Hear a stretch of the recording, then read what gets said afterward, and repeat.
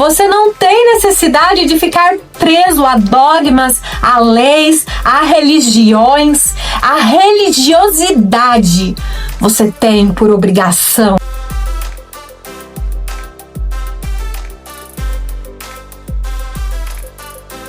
Olá, meu nome é Ellen Gabriela Marconde, seja bem-vinda ao meu canal. Aqui abordaremos temas tão importantes quanto a lei e a graça de Cristo. E hoje estamos no quarto vídeo da nossa série, onde vamos falar o momento exato da transição, através da vida de Jesus e como Jesus já foi adaptando esse momento de transição em sua vida, para explicar para os judeus como que seria feita a chegada da nova aliança. Jesus claramente não veio abolir a lei, mas ele veio para que a lei fosse cumprida.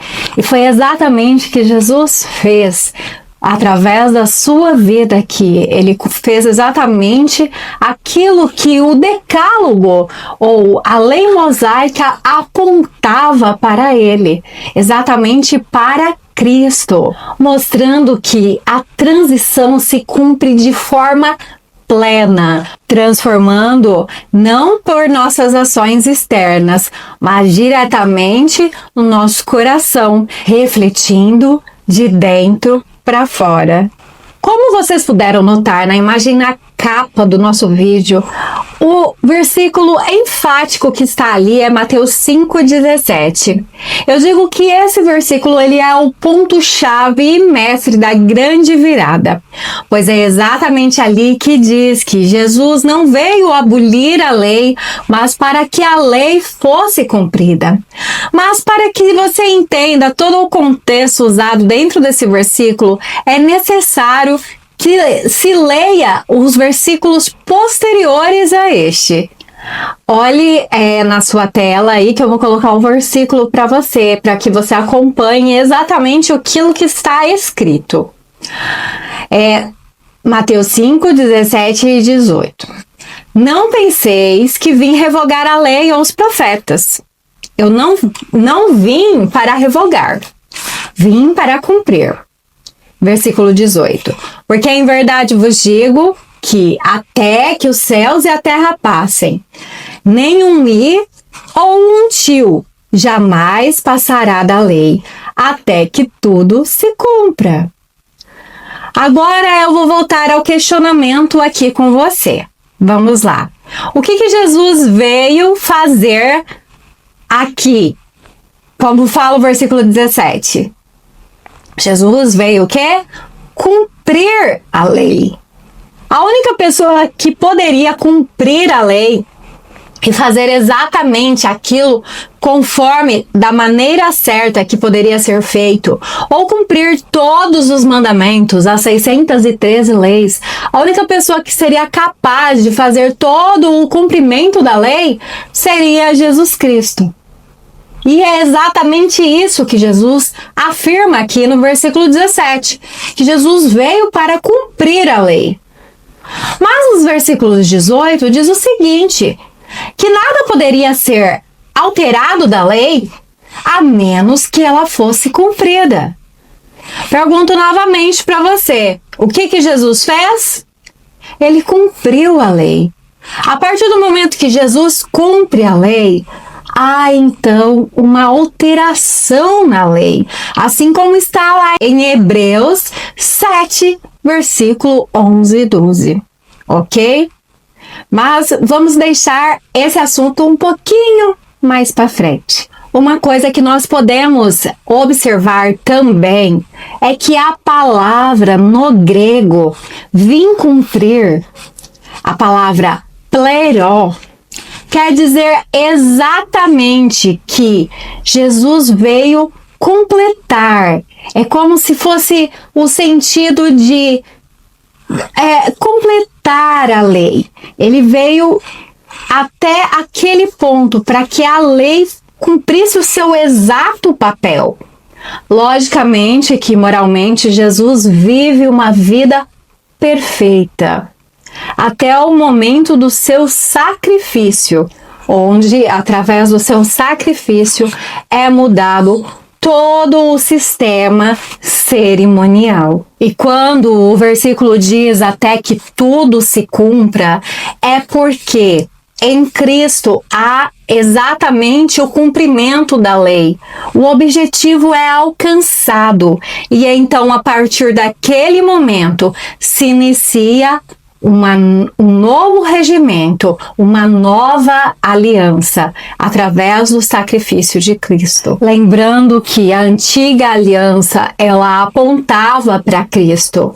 E então, Jesus é o cumprimento da lei.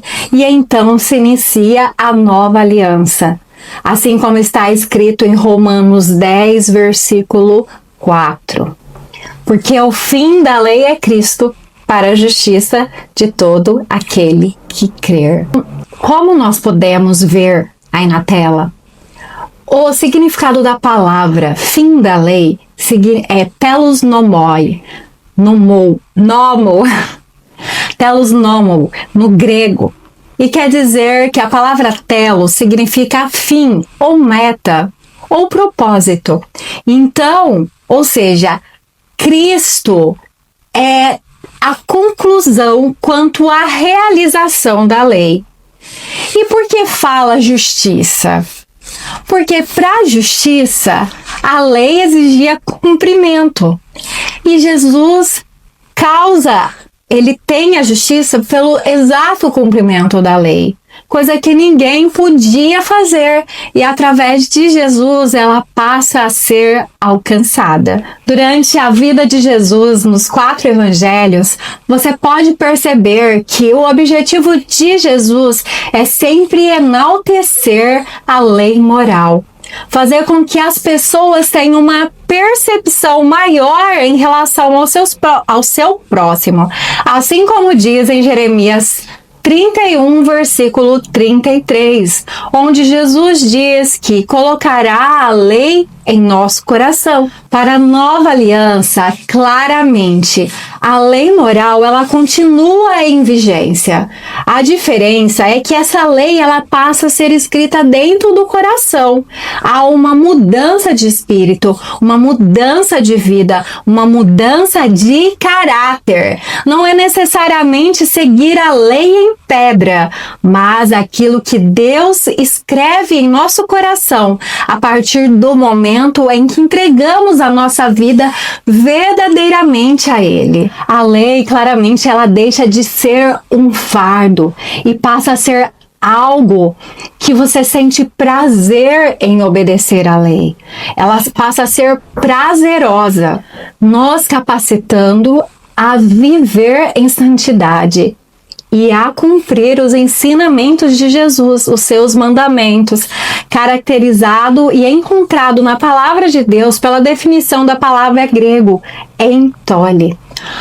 Os mandamentos mencionados por João, tanto em seu evangelho como em suas cartas, ou no seu último livro, A Revelação, claramente o apóstolo João faz referência à palavra grega entole, onde faz referência exatamente aos ensinos de Jesus em relação aos seus evangelhos. Resumido, basicamente no amor de Deus e no amor ao próximo. Através das atitudes genuínas de Jesus, nós podemos notar em sua vida aqui que o foco central era amar a Deus sobre todas as coisas e ao próximo. Mas assim como fala em João 13, 34 a 35, que os seus discípulos seriam conhecidos exatamente pelo amor, porque eles amariam assim como Jesus amou as pessoas.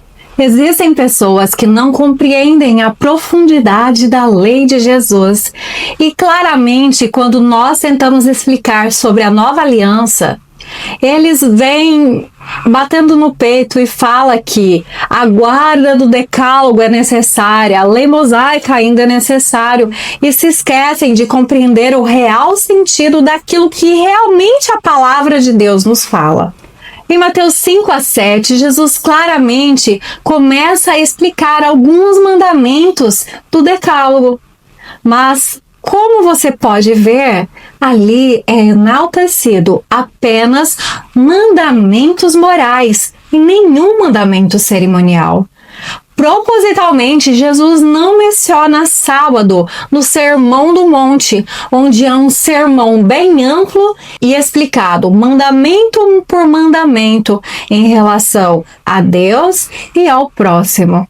Mas, propositalmente, Jesus esquece o sábado, por se tratar de um mandamento cerimonial. Muitos dizem assim: olha, o sábado está lá. Vocês precisam obedecer os 10 mandamentos, porque lá em Tiago fala que se você tropeçar em um, você tropeça em todos. Só que nós devemos analisar o contexto ao qual Tiago está abordando esse versículo.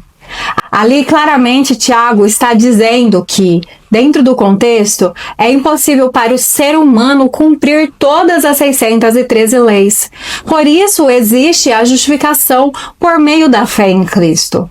É exatamente dentro desse contexto que Tiago está abordando ali.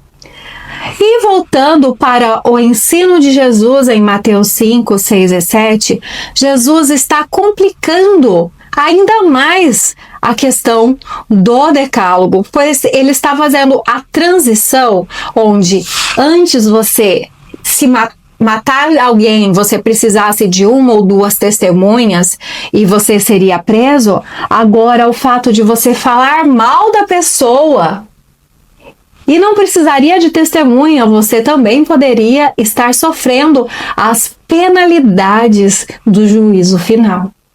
A questão de adulterar, se antes, só se você fosse pego adulterando, você sofreria alguma punição, Jesus passa a dizer que só o fato de você olhar com má intenção para uma mulher, você já estaria caindo em adultério e também correndo o risco de sofrer a condenação eterna. Jesus, na verdade, está ampliando toda a lei moral estabelecida ali dentro do decálogo e não retirando nada, mas complicando ainda mais a situação do ser humano. Porque o que era antes, havia meios, gambiarras para ser burlado o sistema, agora os olhos de Deus estariam presentes em todas as situações e a pessoa não poderia mais esconder o caráter daquele que tudo vê. Claramente aqui Jesus está deixando claro que a lei moral ela permanece, mas a transformação precisa surgir de dentro para fora, do interior da pessoa, e não ficar apenas em atitudes exteriores, mas precisaria vir de dentro, onde os sentimentos e as emoções também entrariam em conta em relação ao juízo. Claramente, Jesus já começa a fazer menções sobre a nova aliança em seu ministério. Um dos momentos indiscutíveis sobre esse assunto é na ceia mencionada em Lucas 22, versículo 20, onde Jesus diz que este cálice é a nova aliança no meu sangue derramado em favor de vocês.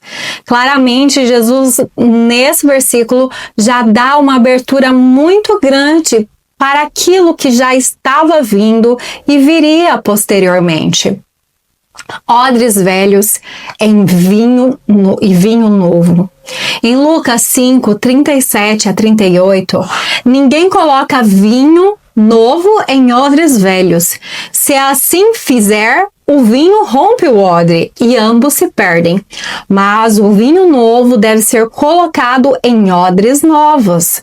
Ou seja, aqui nesse versículo, Jesus já começa a explicar como é que seria a transformação da nova aliança. Claramente ele diz que a velha aliança ela não serviria mais, não se usaria mais aquele sistema cerimonialista que era então usado, onde todos eles apontavam para Jesus.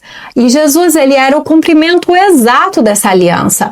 A partir deste momento seria iniciado a utilização de odres novos, pois Jesus daria uma nova vida, uma nova transformação, uma nova experiência esperança, um novo espírito vivificado. Agora vamos abordar outro tema bem sólido para confirmar ainda mais a respeito dessa nova aliança. E um tema um pouco inusitado para os adventistas, onde Moisés aparece no Monte da Transfiguração ao lado de Elias para conversar com Jesus. Erroneamente, os adventistas sugerem que Moisés foi ressuscitado. Porém, na Bíblia, na palavra de Deus, não há sequer menção desse ocorrido. Apenas que o arcanjo Miguel, no livro de Judas citado, aparece em uma briga ali para impedir que o diabo levasse o corpo, e então ele oculta o corpo de Satanás. Mas então o arcanjo Miguel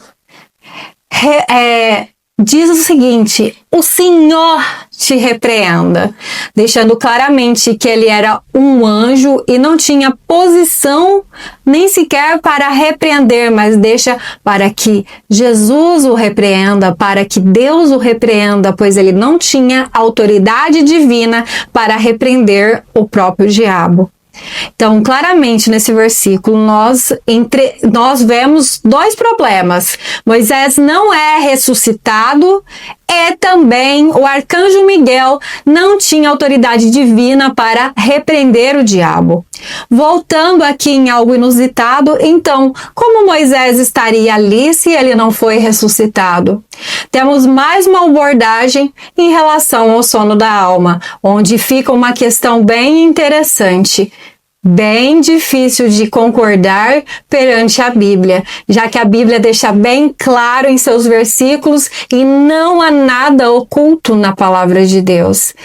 Agora, sugestões extras adicionadas, isso não fazem parte da palavra. Nós estamos aqui unicamente para estudar o que está escrito e nada além disso.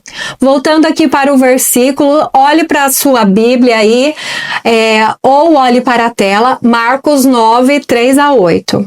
Ali Jesus aparece resplandecente diante de Pedro, Tiago e João, e Moisés e Elias surgem com ele.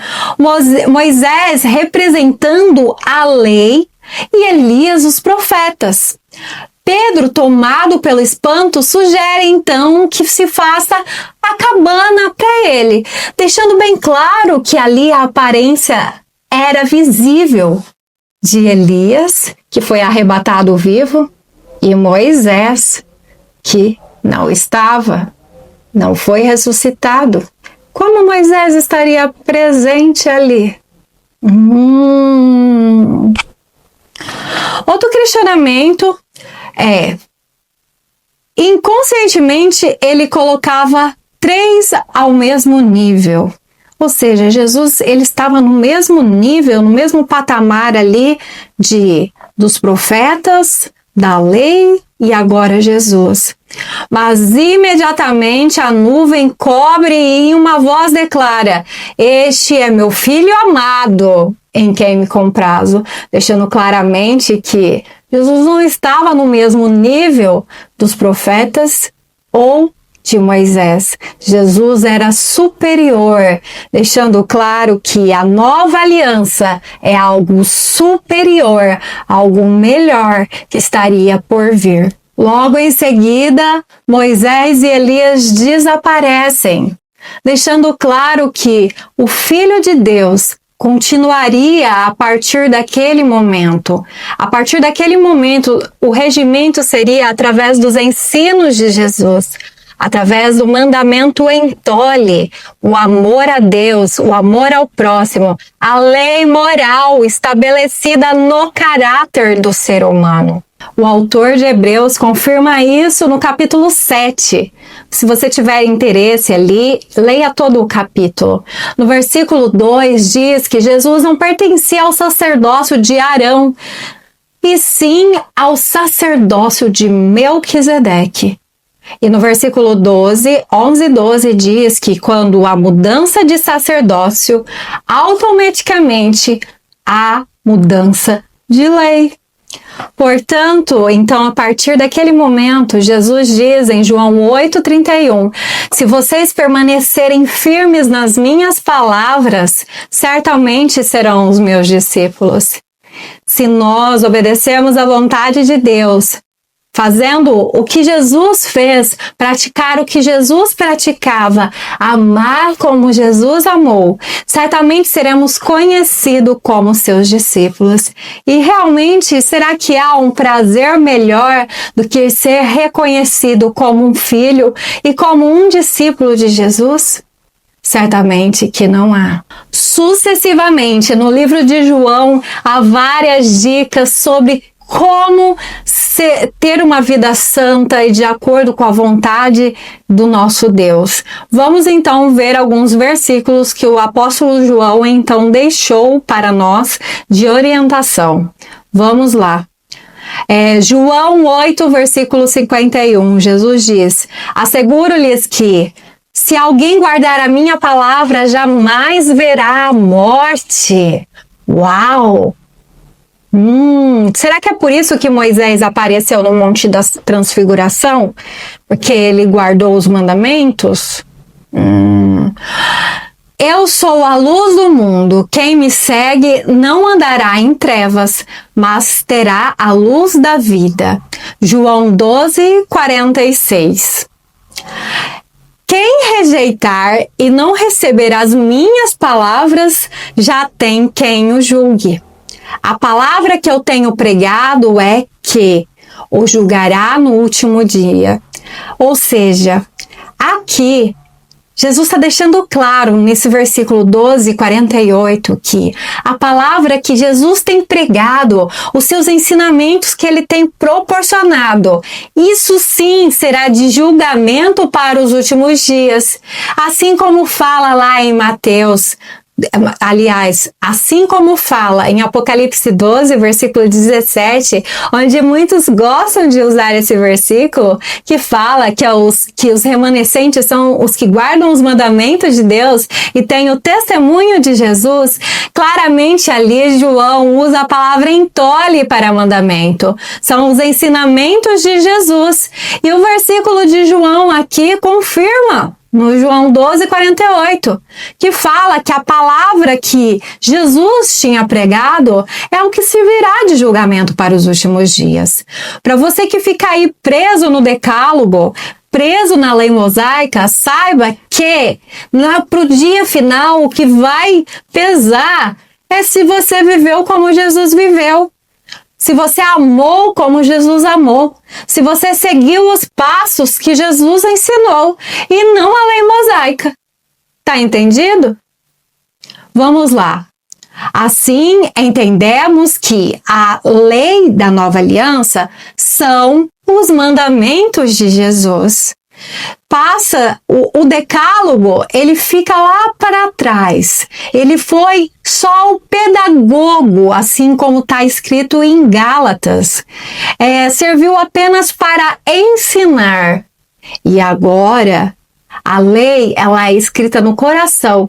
E os ensinos de Jesus devem estar no nosso coração. O evangelho de Jesus deve estar impregnado na nossa alma, tatuado no nosso ser, para que o caráter dele, os frutos dele, sejam revividos dentro da nossa vida. Onde os frutos, através do amor, a paciência, o autocontrole, tá? A fé, todos ali, todos esses frutos possam nascer e ser de testemunho para outras pessoas, pois somos transformados em Jesus. Jesus diz, quem está em mim, nova criatura é. Assim, claramente entendemos que os mandamentos da nova aliança, como diz no entole, no grego, são ensinamentos de Jesus. O sábado, juntamente com os outros ensinamentos cerimoniais, passam a ser deixados de lado, assim para dar lugar ao verdadeiro significado, ao Filho de Deus, aquilo que era eterno e duraria para sempre, onde a transformação seria feita apenas pela moral. Na nova aliança, a justiça eterna de Deus, ela se manifesta dessa forma, através do Espírito. Pois o Espírito, ele concede liberdade, e ele que desperta a ação em nós, do querer e do efetuar. Ele que nos capacita para viver a plena vontade de Deus. Na nova aliança, o amor é o tema central. E ele que nos move a fazer a real vontade de Deus. Pois o amor a Deus é claramente refletido através da ação de amar o próximo. Pois em Tole é claramente registrado que, quando se ama a Deus, o amor ao próximo cresce como algo extraordinário.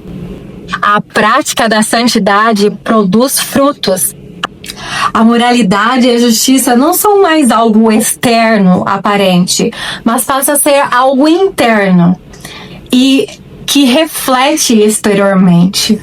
Na velha aliança, o sinal que identificava o pacto de Deus com Israel era o sinal, o sábado e a circuncisão, onde era necessário para que o judeu fosse fiel e temente a Deus, ele necessitaria ser circuncidado no 8º dia e também que ele guardasse o sábado como um sinal perpétuo. Lembrando que isso são exigências apenas da antiga aliança. A nova aliança, ela passa a ser mudada, transformada. E o sinal, ele é trocado para a ceia, como um sinal contínuo, onde antes era o sábado guardado, agora a celebração da ceia seria algo necessário, constante na vida do cristão. E o batismo como a circuncisão, pois ali seria feito através do coração. No Antigo Testamento, Israel era conhecido pela forma que comia, pela forma que vestia, pelo dia que guardava, como ele deveria se portar, diferente das outras nações. E agora, tudo isso é substituído pelo amor ao próximo. Essa deveria ser a marca do verdadeiro discípulo de Jesus, assim como diz em João 13:35. E a mesma frequência com que aparecia a lei mosaica no Antigo Testamento, no Novo Testamento, o que é de total relevância e sempre reafirmado constantemente é a questão do amor ao próximo, assim como fala nos versículos seguintes citados, onde você pode olhar na sua tela e acompanhar. Se vocês me amam, obedecerão aos meus mandamentos. João 14:15.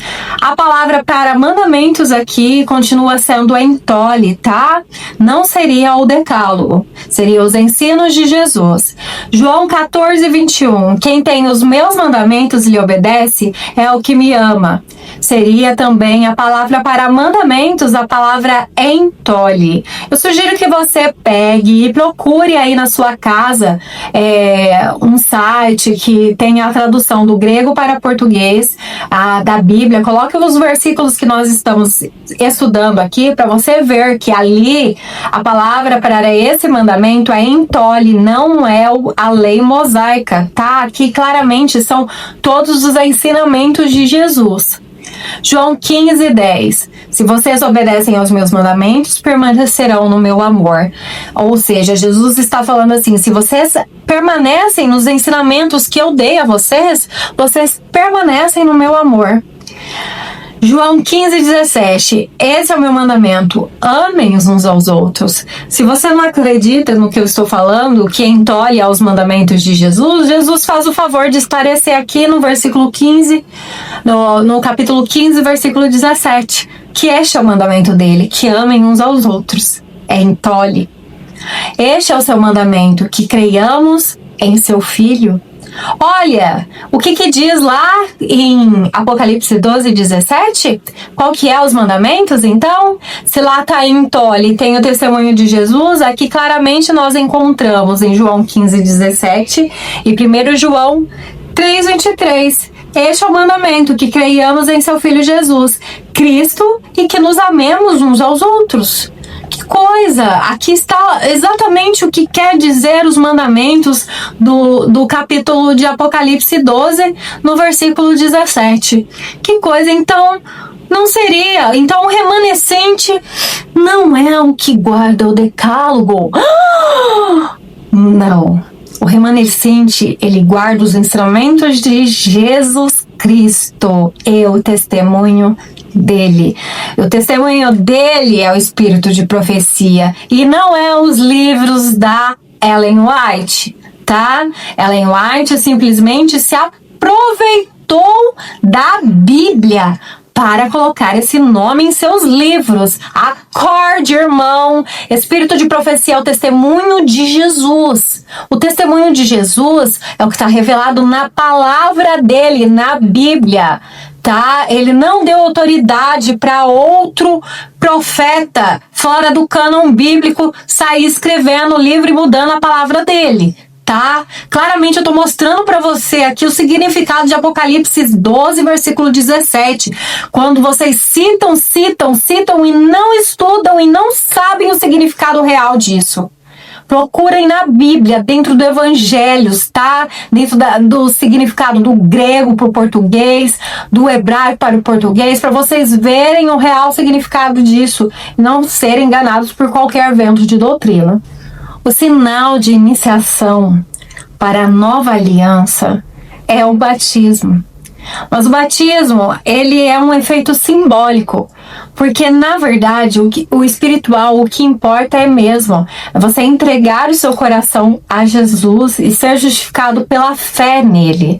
O batismo nada mais é do que algo simbólico, porém essencial.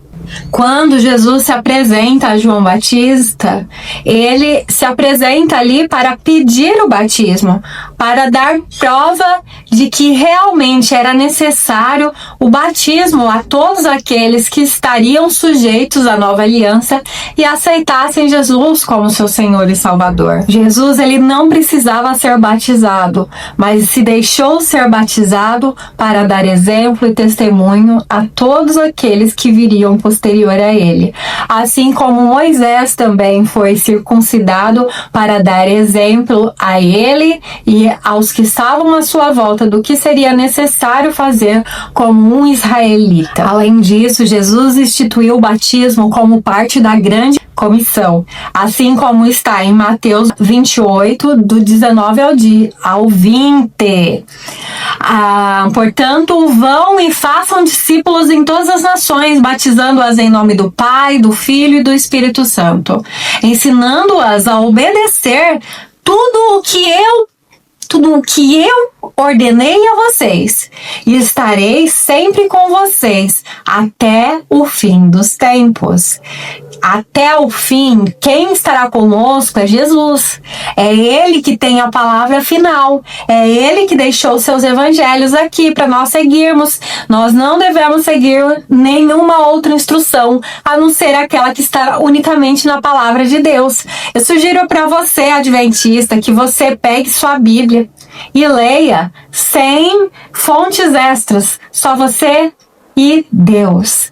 Ajoelhe, ore, peça o Espírito Santo te ilumine. Apague as doutrinas, tudo aquilo que está à volta. Tente ler a Bíblia com a sua mente formatada e peça unicamente para que Jesus, que o Espírito Santo te ilumine seus passos e te dê a compreensão exata da Bíblia. Eu não estou pedindo para você fazer nada além disso. A única coisa que eu peço é que você formate o seu pensamento e tente ler a Bíblia de algo em branco, sem comentários extra-bíblicos, sem opinião de Ellen White, sem opinião de pastor, sem opinião da Ellen aqui, tá? Mas só com a opinião do Espírito Santo. Faça isso. Procure na palavra dele toda a orientação. Não se afirme em pessoas que não estão dentro da palavra, tá? Assim, o batismo ocupa o lugar da circuncisão e é o símbolo externo daquilo que foi realizado pela fé em Jesus Cristo. O batismo em si, ele não salva. A salvação é unicamente pela fé. Vou colocar um quadro aí para você ver a diferença entre a primeira e a segunda aliança, onde você vai entender claramente os símbolos da primeira e da segunda aliança, para ficar bem claro essa divisão aí, e não é difícil de entender, tá? Vamos lá, um quadro comparativo. As partes envolvidas: Deus e Israel. Nova aliança: o Pai, o Filho e todo aquele que crê em Jesus. Ok? A palavra do concerto, os 10 mandamentos, na antiga aliança. Na nova aliança, é crer em Jesus e amar como ele amou. Ok? E o livro do concerto é a Torá, as 613 leis. Na nova aliança, é os evangelhos, as epístolas. Aliás, o Novo Testamento inteiro. Ou seja, o testemunho de Jesus é o Novo Testamento. Você vai estar ali aprendendo tudo aquilo. Esse é o espírito de profecia, tá? A palavra de Jesus revelada a você, onde você tem que aprender aquilo que ele ensina, meu irmão. O sinal da iniciação: na antiga aliança, a circuncisão; na nova, o batismo, como nós já mencionamos. O sinal contínuo para Israel, que era o sinal perpétuo deles, da nação deles, mencionada no Antigo Testamento, como nós podemos ver lá em Êxodo 20, que o testamento foi dado para aquele povo que estava em escravidão, que não sabia como é que era ser educado e precisava ser pedagogo, passar pela pedagogia de Deus. Então Deus vai lá e dá esses mandamentos externos para eles seguirem, tá? E o sábado está incluído nisso, ele é um sinal exclusivo desse povo. E o sinal da nova aliança, que é a Santa Ceia, tá? A Santa Ceia, que há uma necessidade de continuidade, tá? Isso é algo que deveria ser feito assim, todo mês, toda semana. Pra quê? Pra você lembrar daquilo que Jesus fez por você na cruz. Claramente, Jesus, quando ele dá essas instruções, ele fala assim: fazei isso em memória de mim. Você lembrar, reafirmar que Jesus deu a vida por você. Ele deu o sangue por você, ele deu a carne dele em prol da sua vida, para que você tivesse a vida eterna, para que você tivesse a vida e que você pudesse viver para sempre. Nada é em vão aquilo que Jesus fez. Então há uma necessidade constante de você lembrar daquilo que Jesus fez por você na cruz. Na antiga aliança, o foco era em Israel. Na nova aliança, em todas as pessoas. Não é mais num povo privado, mas em todas as nações. Na antiga aliança, a presença de Deus só vinha no Shekinah, no tabernáculo, através dos sacerdotes ou dos profetas. Na nova aliança, nós temos autoridade para acessar o Santíssimo e falarmos com Deus abertamente. Nós passamos a ser sacerdotes de Cristo. Nós passamos a ter acesso direto ao Santíssimo. Passamos a ter acesso direto ao contato com Deus.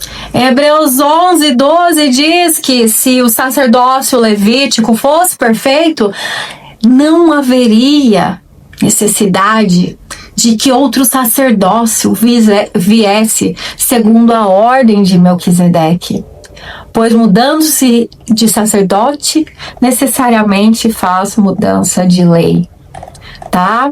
A partir de agora, a presença de Deus, ela passa a ser constante. Assim como Jesus disse para a mulher samaritana lá, lembra da mulher samaritana lá no poço? Jesus vira para aquela mulher e fala assim: olha, haverá um tempo, tá, em que as pessoas não vão vir adorar nem nesse monte e nem lá no templo. As pessoas vão adorar em espírito e em verdade. E agora a hora veio, tá?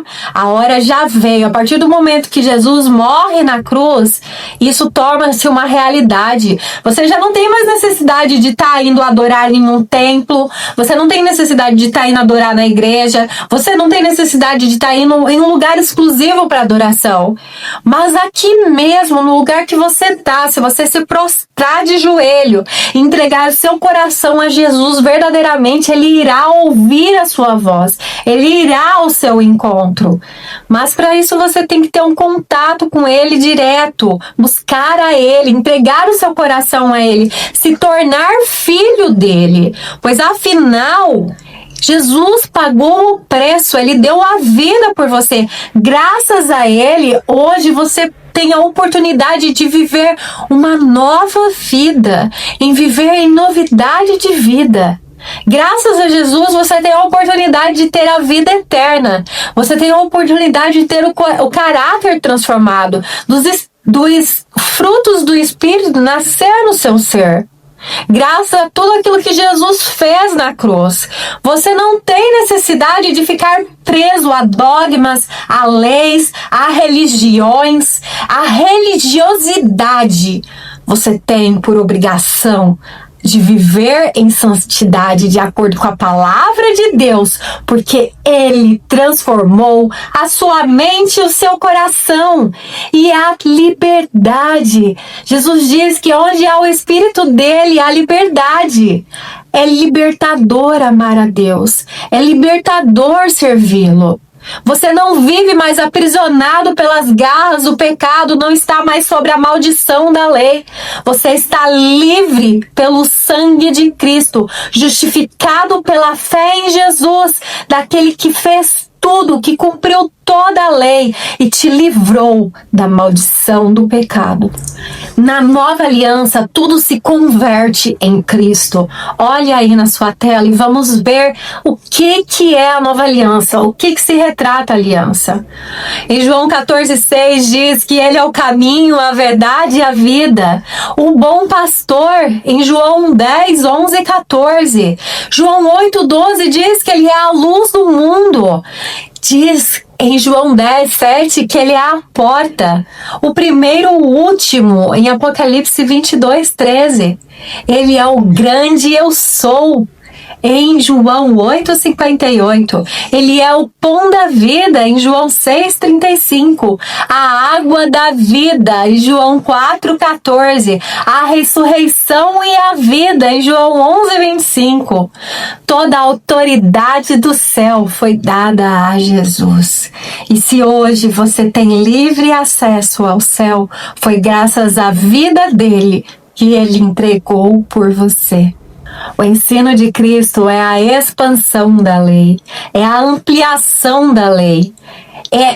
Você não precisa de uma luz menor que te oriente naquilo que está claro na palavra de Deus. Essa luz menor, ela vai diminuir aquilo que tem de grandioso, de verdadeiro dentro da palavra. Jesus não só alterou as regras externas da lei, mas Ele as internalizou dentro do seu coração. Lá em Mateus 5, 6 e 7, Ele mostrou como é complicado você seguir o padrão moral da lei, onde é exatamente isso que você, a partir do momento que conhece a Jesus, tem que fazer. Em Lucas 16, 16, diz assim, vamos lá, olha a sua tela. A lei e os profetas vigoraram até João. Desde então, é anunciado o evangelho do reino de Deus. Aqui claramente está falando de João Batista, tá? Lembra que nós estudamos a semana passada? Aqui está falando de João Batista. E então, desde aquele momento que Jesus é batizado, é através do Filho que é falado. Então não há outro profeta que não tenha a palavra maior que Jesus. Não tem ninguém com uma nova doutrina, porque o evangelho que deve ser pregado é unicamente o evangelho de Cristo, a salvação pela graça, a justificação pela fé, o julgamento final, a ressurreição dos mortos da Bíblia, e não uma ressurreição extra que vai acontecer à parte. Isso não existe, não está na Bíblia. Nós estamos falando aqui de doutrinas bíblicas e não de acréscimos literários na Bíblia. Nós estamos falando da palavra. Lá em Apocalipse diz que ai daqueles que adicionam as coisas na Bíblia. E tem muita gente adicionando coisas que não estão dentro da palavra. Decreto dominical, ressurreição de Moisés, Jesus é Miguel, dentre essas e outras doutrinas que não são bíblicas e não estão dentro da palavra e nem escondidas dentro da palavra, porque Deus ele não trabalha com coisas escondidas. A Bíblia ela é clara para todas as pessoas, para que todos possam entender, desde que estejam com o Espírito Santo. Conhecereis a verdade e a verdade vos libertará. Muita gente quer continuar preso no jugo da lei. Muita gente quer ser julgado pelo peso da lei. E ai daqueles que escolhem a lei do Antigo Testamento. Pois se escolhem a lei do Antigo Testamento, serão julgados pela lei e não pela graça de Cristo. Eu prefiro ser julgada pela graça de Cristo, porque eu, como disse Tiago lá, eu não consigo guardar os 10 mandamentos. Eu não consigo, quanto mais os 613. Eu não vou conseguir guardar esse monte de regra. Por isso que Jesus veio e morreu na cruz por mim. Ele me justifica, porque eu não sou justificável. Eu não consigo fazer. As minhas obras são trapos de imundícia. Isso não quer dizer que eu não tenha boas obras, que eu não tenha que praticar boas obras. As boas obras, elas são um reflexo do meu caráter e não minha obrigação. Tá entendendo? É assim que funciona. As boas obras são reflexos dos frutos lá de Gálatas, do amor, da paciência, da compreensão, do domínio próprio, da fé, da mansidão. Os frutos vêm pelo meu relacionamento, pela minha santificação, pelo tempo que eu passo com Deus. Isso vem natural, não vem por obrigação. Eu não tenho que fazer para ser salvo. Eu faço porque eu sou salvo na graça e no sangue de Cristo. E eu não estou aqui para apontar o dedo para os outros, tá? Para falar, olha, você não vai para o céu porque você não guarda o sábado. Meu amigo, nós somos justificados por Cristo Jesus. Não é por um dia de semana. Nós somos justificados pelo amor ao próximo. Que eu saiba, tem um versículo lá que fala assim, ó: só o amor move uma multidão de pecados. Não adianta nada você falar que bater no peito que guarda o sábado, mas você tá lá condenando o teu irmãozinho, falando que vai se perder porque ele não aceitou o sábado que você guarda. Porque o irmãozinho lá vê que o seu sábado é um peso do Antigo Testamento, é cerimonial. E eu vou mostrar aqui para você porque ele é cerimonial, só para você não ficar em dúvida. Jesus era constantemente acusado de quebrar o sábado pelos fariseus, pelos saduceus, unicamente por quê? Porque ele curava, ele colhia espigas, ele falava para as pessoas pegarem a cama e levar, coisas que para aquelas pessoas eram a quebra da lei.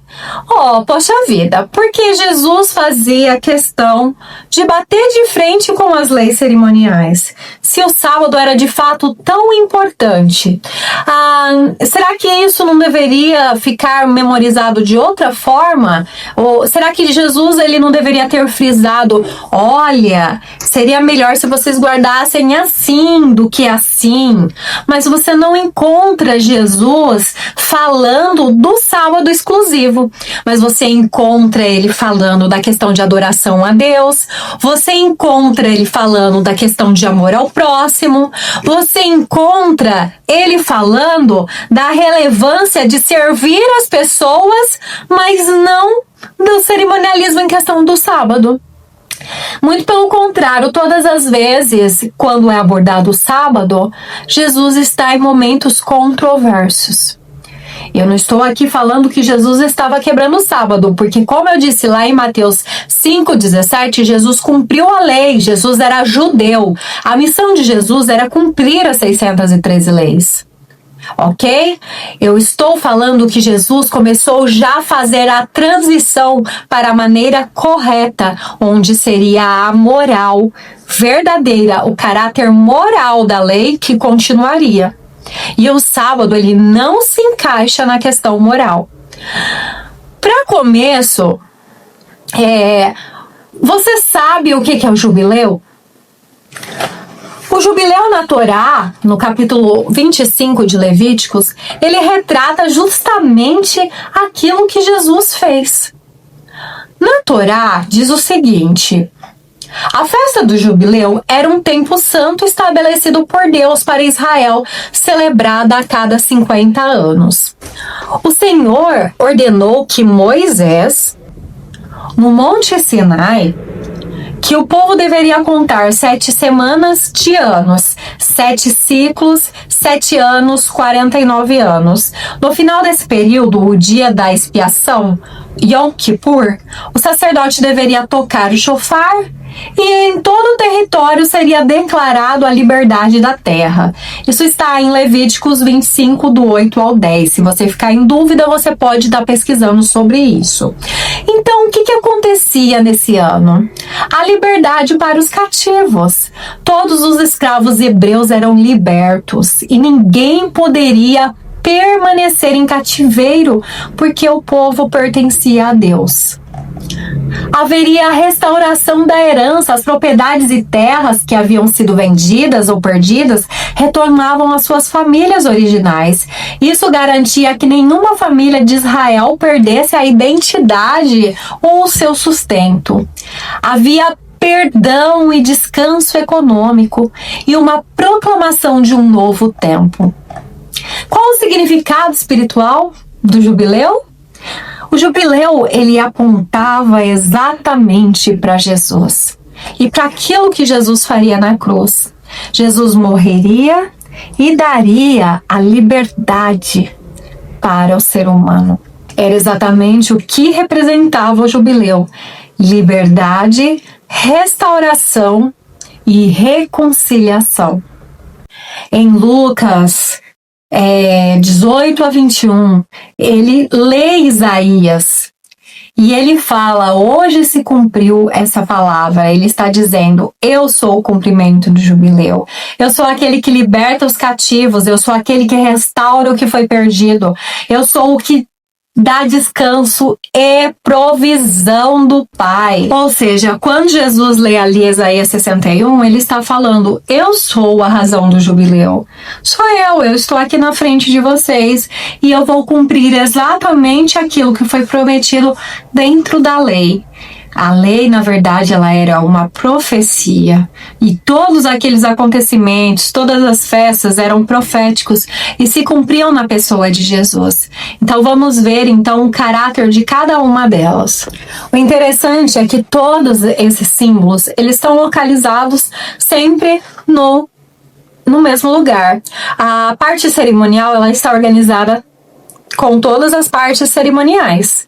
E lá em Levíticos 23, a partir do verso 3, já começa pelo sábado semanal. E ali está falando tudo a forma com que se devia guardar esse sábado.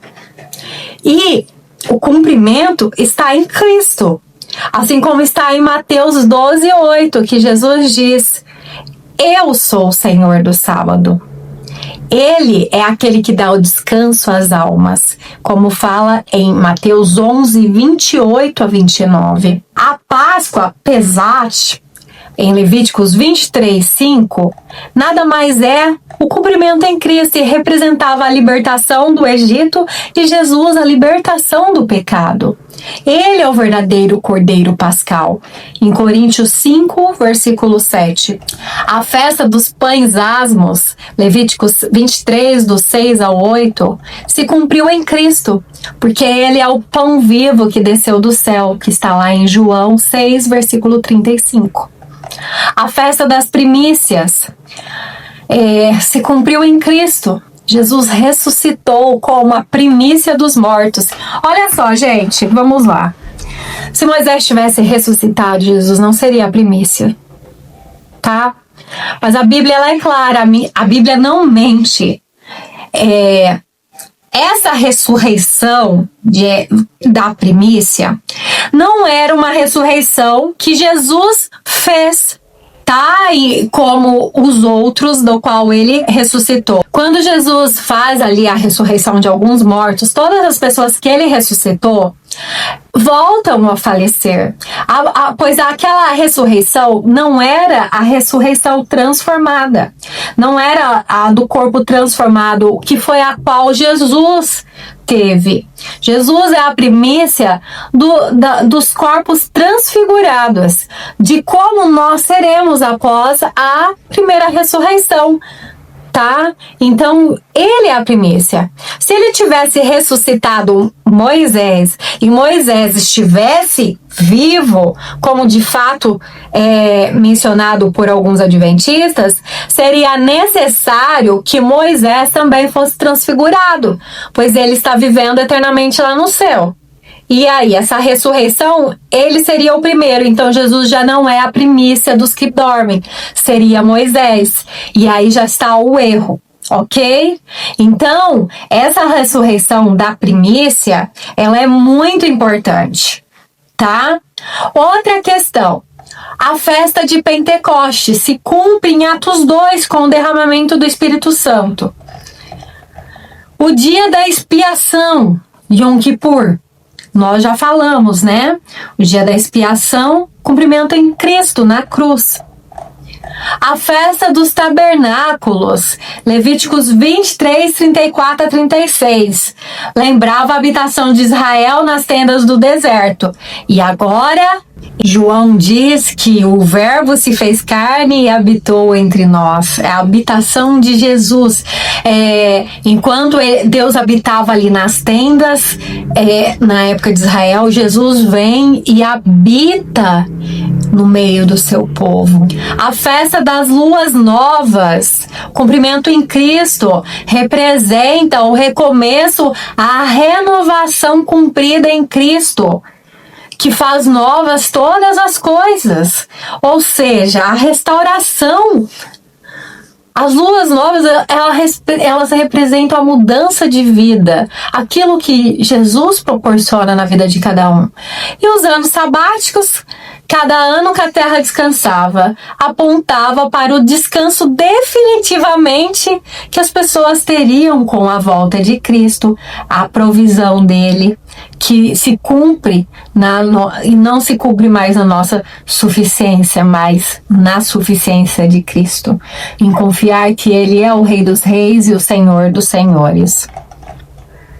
Ou seja, a lei, ela exigia um descanso total do sábado. Ela era claramente cerimonial. Se você não obedecesse, você sofreria uma pena de morte. Jesus, de fato, quebrou o sábado, segundo a antiga aliança. Ele permitiu que os discípulos colhessem as espigas, curou no sábado, mandou o paralítico carregar carga. E João 5,18 diz: ele continuamente quebrava o sábado. Desfazer, demolir, destruir, o termo grego é luo. O exemplo de Davi e os pães da preposição, e ele quebrou as leis, porque ele entrou ali no tabernáculo e comeu alguns pães. E isso aponta para o fato de que Cristo, ele é maior que o sábado, da mesma forma que Davi era maior do que aquelas leis daquele momento. porque ele estava com fome. Jesus, ele é o Senhor do sábado. Ele afirma que o Filho do Homem é Senhor do sábado. O sábado, ele era apenas uma sombra da realidade que era Cristo, tá? O sábado foi feito para servir o homem e não o homem para servir o sábado, tá? Então, o verdadeiro problema dos fariseus é o mesmo dos adventistas hoje. Estavam apegados a uma forma, um conteúdo, defendiam uma sombra, mas não defendiam a realidade de Cristo. Estavam apegados à guarda do sábado e esqueceram da verdadeira misericórdia que é Cristo Jesus. Claramente, nós evidenciamos que a lei do sábado é uma lei cerimonial. Jesus não veio ensinar ninguém a guardar o sábado. Muito pelo contrário, ele veio ensinar a moral, a forma correta de se tratar as pessoas que estão à nossa volta, amando a Deus sobre todas as coisas e ao próximo como a ti mesmo. Todos os mandamentos cerimoniais, eles não são abrangidos por Jesus. Eles não são evidenciados por Jesus. Eles não são estimulados para a guarda, mas apenas amar o amor sobre todas as coisas. Em resumo, Jesus não só reinterpretou o sábado, mas ele mostrou que ele era o real sentido no sábado. Ele era o real descanso. Quando ele diz: "Vinde a mim todos os que estão cansados e sobrecarregados, e eu vos aliviarei." E em Hebreus 4 diz claramente que ele é o verdadeiro descanso. Que assim como Israel não aceitou o verdadeiro descanso, hoje Deus proporciona esse descanso e o tempo é hoje e não o sábado. Hoje você deve procurar por esse descanso, passar tempo com Jesus, apreciar esse Jesus. Eu lembro que quando eu era adventista, eu deixava esses momentos pro sábado, e muitas vezes no sábado a gente tinha tanta coisa para fazer, tantas tarefas, que o que menos eu fazia era pensar em Jesus. Eu estava ocupada com o material para passar para as crianças, ou o material da escola sabatina, ou as coisas que deveriam ser apresentadas, e o foco que era o meu relacionamento pessoal com Jesus muitas vezes ficava de fora. Hoje, Jesus, ele passou a ser parte da minha vida constantemente. Hoje, Jesus é o meu sábado, ele é o meu descanso. Os meus sábados hoje, eles têm muito mais valor espiritual do que tinha no tempo que eu dizia que guardava o sábado. Hoje, os meus sábados, eu sinto a presença constante de Deus. Mas não é só no dia de sábado, são todos os dias da minha vida. Eu tenho o prazer, a satisfação de passar tempos memoráveis, satisfatórios com Jesus e com seu Espírito. Que você possa compreender o verdadeiro significado da aliança e o que ela proporciona na sua vida, o real sentido que Jesus está disposto a oferecer na sua vida.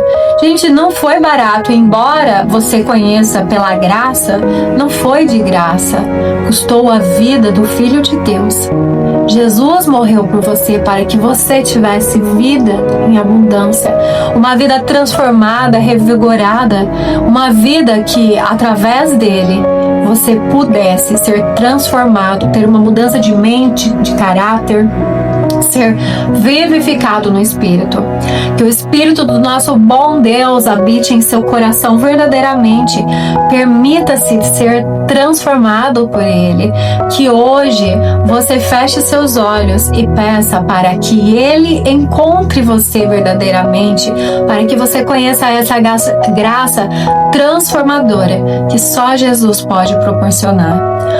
Semana que vem estamos aí com mais um tema da nossa aliança. Vamos entender exatamente como que ela funciona. Apesar que creio que hoje nós aprendemos muitas coisas. Que Deus abençoe a sua vida e até a semana que vem. Tchau, tchau.